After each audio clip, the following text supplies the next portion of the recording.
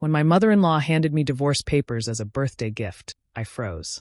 Stick with me while I share my story, and if it touches you, don't forget to support our channel by hitting that subscribe button, dropping a like, and sharing it with the people you care about. The hotel ballroom glittered with chandeliers, the kind of place where every surface reflected light and money. Guests in sleek suits and shimmering gowns moved around with glasses of champagne, their laughter rising over the music. It was Easton's big 4-0, a night he had planned for months.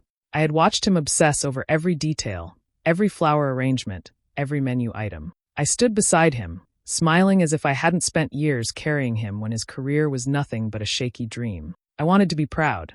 I wanted to believe this night was about us, his success, our life, our marriage. But Margaret, his mother, had a way of pulling me back into reality. She stood in her diamonds and satin, the very picture of control, watching me with that same critical look she had worn since the day I married her son. When she pressed a sealed envelope into my hand, I thought it was some kind of odd gesture, maybe a card, maybe even an olive branch. But her words cut sharper than glass. "This will free you from a life you don't belong in," she said smoothly, her voice carrying just enough for nearby relatives to hear. I slipped a finger under the flap, my heart already thudding. The air seemed to grow heavier with every second until the papers slid free. Black ink, legal language, my name, Easton's name. Divorce. I didn't need to read past the first line. My breath stuck in my throat, and the room tilted, though the music never skipped a beat. I looked at Easton. He didn't flinch, didn't protest, didn't even look embarrassed. His lips curled, just barely, into something between a smirk and a dare. It told me everything. He knew. He had known all along. And he was fine with watching me crumble in the middle of his perfect party. The champagne glass in my hand felt like a weight I couldn't hold. I set it down on the nearest table before anyone saw the tremor in my fingers. For a moment, I thought I might scream, might throw the papers in his smug face, might shatter the whole illusion he had built. But I didn't. I straightened my back, folded the papers neatly, and slid them back into the envelope. My pulse burned in my ears, but I forced my lips into a calm, polite smile. If Margaret expected a scene, she wasn't getting it. If Easton thought I would break, he was wrong. I said nothing. I let them believe they had humiliated. Inside, though, a quiet fire lit in my chest. This wasn't the end they thought it was. No, I would make sure it was only the beginning. When I think back to the early days of my marriage, it almost feels like a different life. Easton was full of big ideas and promises, but not much money to back them up. I believed in him when no one else did. I worked long hours at a law firm, carrying most of our bills while he chased his dream of building a real estate business. I didn't resent it then. I thought we were a team, building something together. In those days, he used to thank me. I remember late nights when he came home exhausted, talking about deals that slipped away, and I would remind him that success takes time. I cooked, I listened, I kept him going. I thought that kind of loyalty would mean something. But once the money started coming in, Easton began to change. Slowly at first, canceling a dinner because a client wanted to meet, brushing me off when I asked about his day. Then it became more obvious. He grew distant, distracted, his phone always in his hand. I would ask simple questions, and he'd wave me off like I was a child interrupting something important. The man who once held my hand through every storm now looked at me like I was part of the furniture. I told myself it was stress, that he just needed time to adjust to success. But as months passed, the excuses wore thin. And then there was Margaret. From the beginning, she made it clear I would never be good enough. She had this way of smiling while slipping a knife between my ribs. At family dinners, she would say things like, "Easton, you could have married someone who matched your ambition," right in front of me. If I cooked, she'd point out how her recipes were healthier. If I dressed up, she'd comment that Easton preferred a more polished look. Always little digs. Always finding a way to remind me I didn't belong in her son's world. Easton never defended me. Sometimes he even laughed, as if I should just get over it. That was when I started to notice how easily he dismissed me, not just with his mother, but in every part of our life. I remember sitting alone on our anniversary, the table set for two, candles burning down to stubs. He called hours late, muttering about a business meeting that ran long. No flowers, no apology, just silence that told me where I stood. It happened again on birthdays, on holidays, me waiting, him always too busy. So when I opened that envelope at his birthday party, I can't say I was shocked. I had felt the cracks for years, had watched the distance grow wider with every missed dinner, every empty smile. But knowing it was coming and being handed papers in front of strangers are two very different. The betrayal still cut, sharp and deep, in a way I will never forget. The music at the party was loud enough to cover most conversations, but I couldn't ignore the way Easton's eyes followed one woman through the crowd. She was young, polished, the kind of woman who made an entrance without even trying. Her dark hair fell in perfect waves, her dress cut just low enough to draw attention. I didn't know her name then, but I knew the look on Easton's face.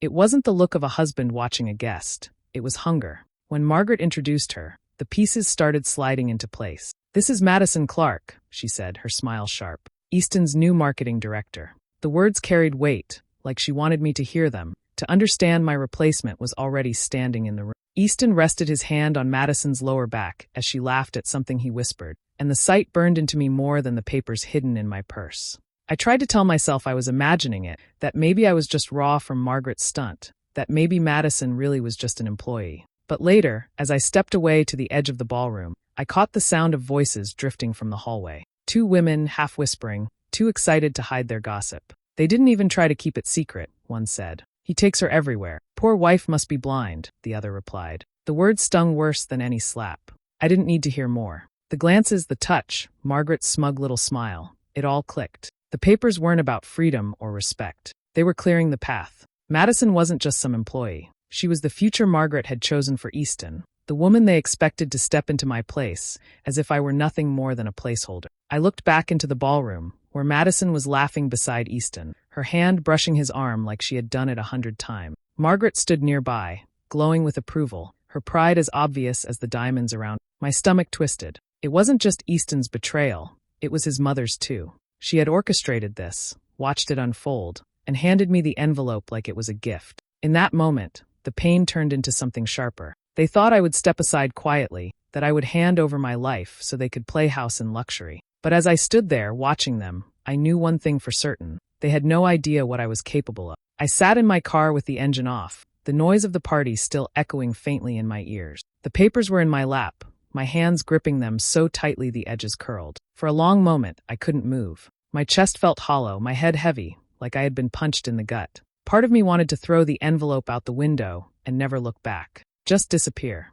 Walk away and let them have each other. But the longer I stared at the pages, the more the memories came rushing in. Every late night at the law firm, every bonus I poured into Easton's struggling company. The way I had said yes to putting my career on hold when he said, "Just a few years, and then we'll both be living the dream." I had believed him. I had believed in us.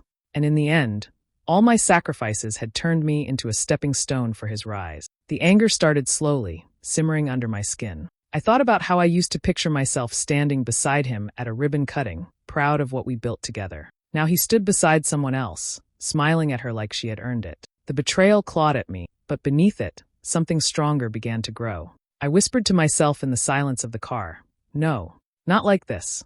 If they wanted me gone, they were going to pay for it. I wasn't going to be tossed aside like an old coat. Margaret thought handing me papers in front of everyone would humiliate me into silence. Easton thought I would accept my place and quietly fade out of his story. They were both wrong. I folded the papers slowly, slid them back into the envelope, and placed it on the passenger seat. My hands had stopped shaking. My breathing had steadied. For the first time that night, I felt clear. I wasn't just going to survive this.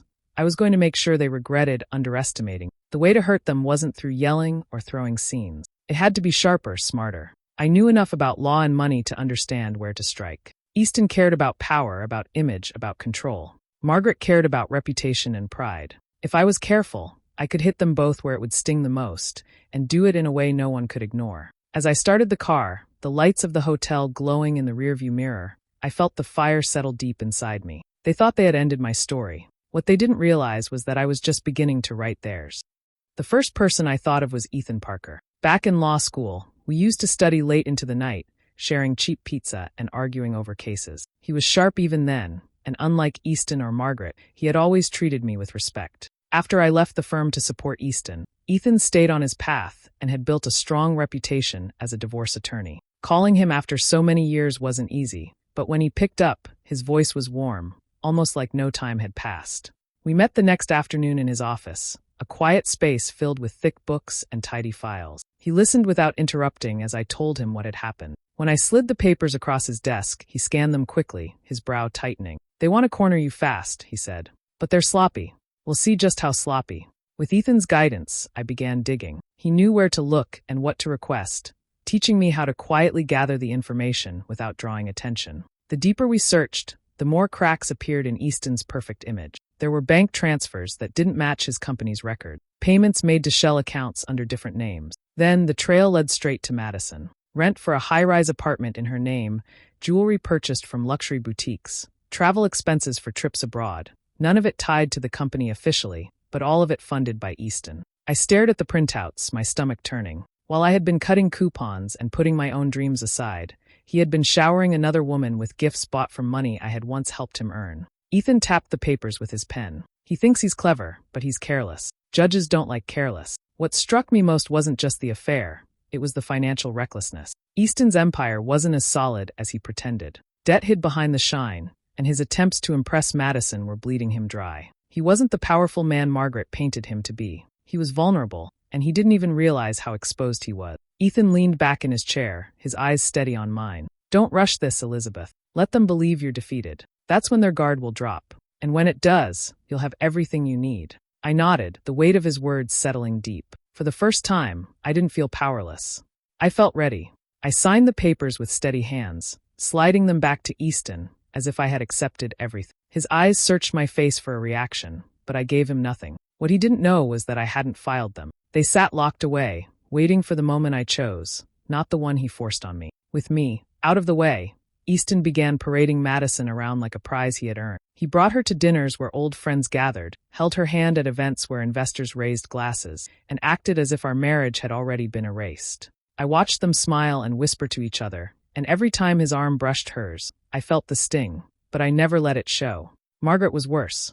She seemed lighter, freer, like a weight had been lifted now that I was no longer standing beside her son. She spoke of Madison with glowing words, telling relatives how refreshing it was to see Easton with someone who matched his ambition. At parties, she introduced Madison as if she were already family. I would catch her watching me afterward, waiting for me to flinch, but I didn't give her the satisfaction. While they celebrated, I worked quietly. Ethan helped me trace every wire transfer, every receipt. I collected copies of bank records, phone logs, hotel invoices. Madison had a taste for luxury, and Easton had been foolish enough to fund it all with money that didn't belong to him. I even managed to get hold of her expense reports, the ones she tried to pass off as business-related. It was all piling up into a story neither of them would want told. There were nights when sitting across from them was almost unbearable. I remember one dinner when Easton raised a glass to Madison, thanking her for bringing light into his life. The table laughed, Margaret clapped, and all eyes slid toward me to see how I would take it.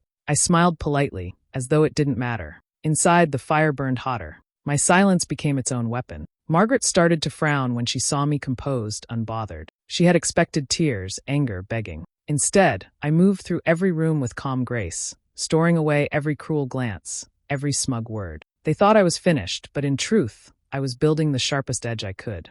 The invitation came just as I expected. Margaret was planning another grand celebration for Easton, a party meant to show off his wealth and charm. This time it would be even larger, with chandeliers, fine wine, and the city's most important names in attendance. She didn't want me there, of course, but I found my way in. I called her and spoke in a voice as soft as silk. I told her I wanted closure, that I wished to part gracefully, that I didn't want bitterness to stain the family name. Margaret loved the sound of that.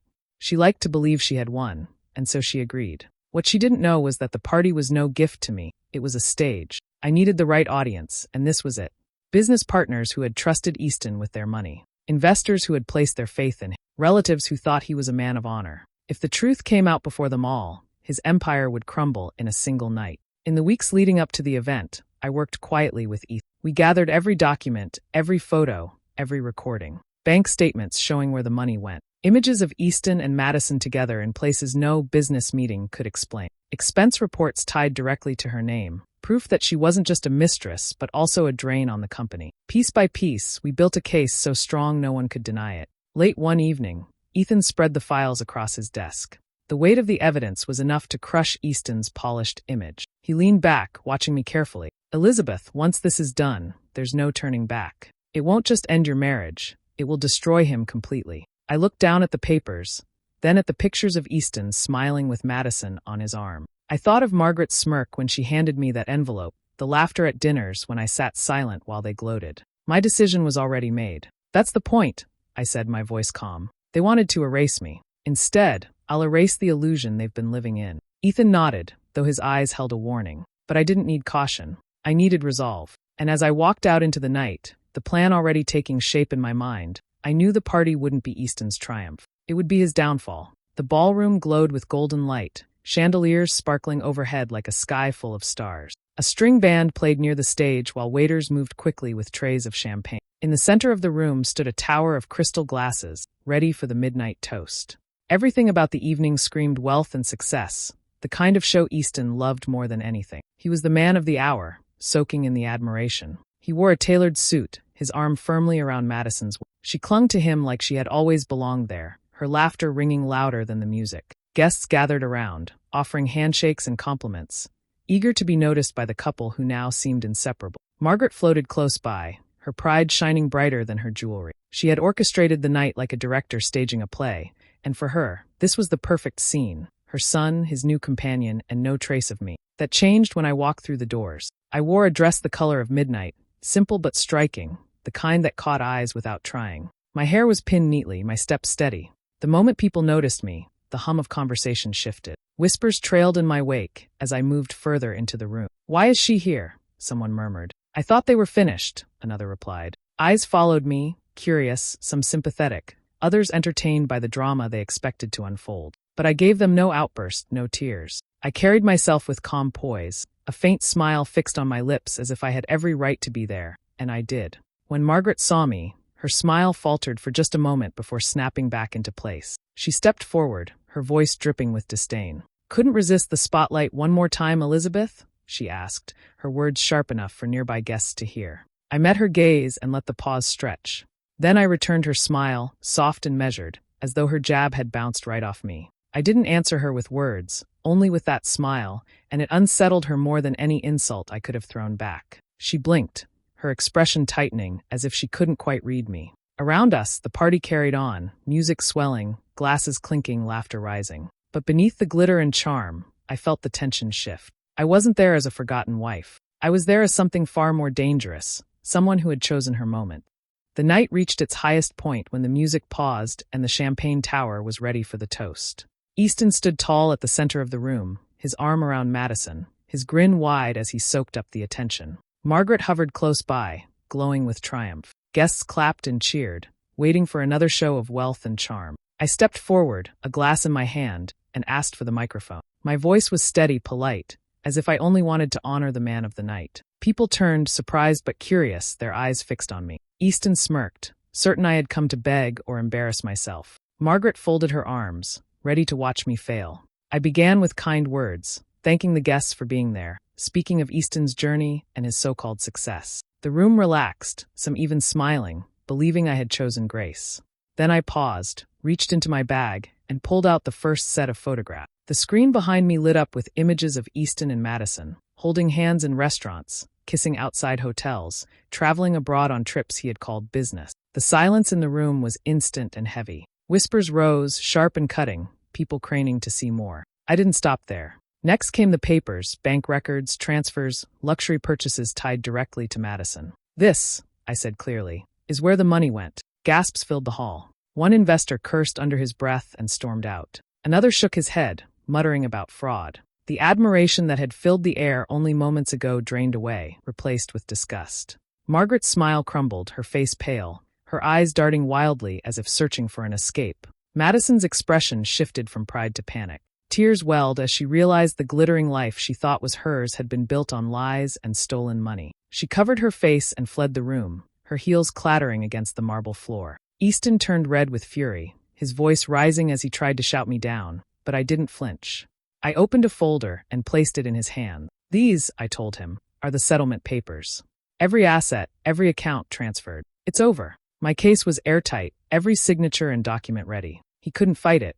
The room's mood shifted completely. Where once they had admired him, now they looked at him with contempt. No one raised a glass. No one cheered. Easton stood exposed, Margaret humiliated beside him, while I walked away with calm, unshaken steps.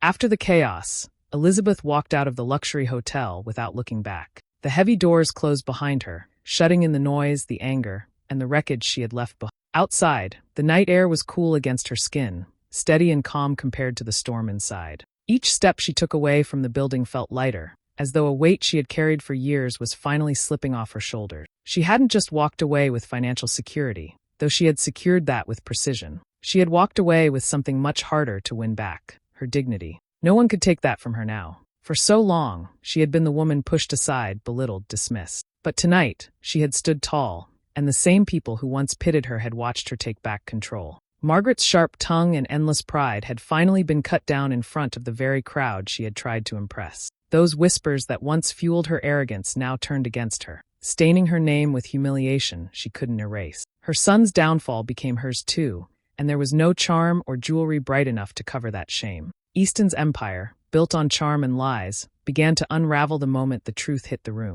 Investors no longer trusted him, business partners turned away, and his image cracked under the weight of his own greed. He had thought he was untouchable, but now he stood exposed, his power slipping through his fingers faster than he could grasp it. As for Madison, she disappeared quickly from the scene. The glittering promises Easton had made were gone, leaving her with nothing but the reminder that she had been used as a piece in his game. The glamorous role she thought she held had ended the moment the truth came to light. Weeks later, Elizabeth sat across from Ethan in his office. The final papers rested on the desk between them. She picked up the pen and signed her name, her hand steady. This time it was on her terms. No one had forced her. No one had blindsided her. She chose this ending, and it felt right. Ethan glanced at her with quiet respect. "It's finished," he said. Elizabeth closed the folder and gave a small smile. "Sometimes the best revenge isn't just surviving," she said softly. "It's walking away with everything they tried to take from you." The chapter of her old life was over. Ahead of her was something new, hers alone. Do you think Elizabeth did the right thing by leaving with her dignity and security, or should she have given Easton another chance? Share your thoughts in the comments. And if you enjoy stories like this, don't forget to like, subscribe, and hit the notification bell for more.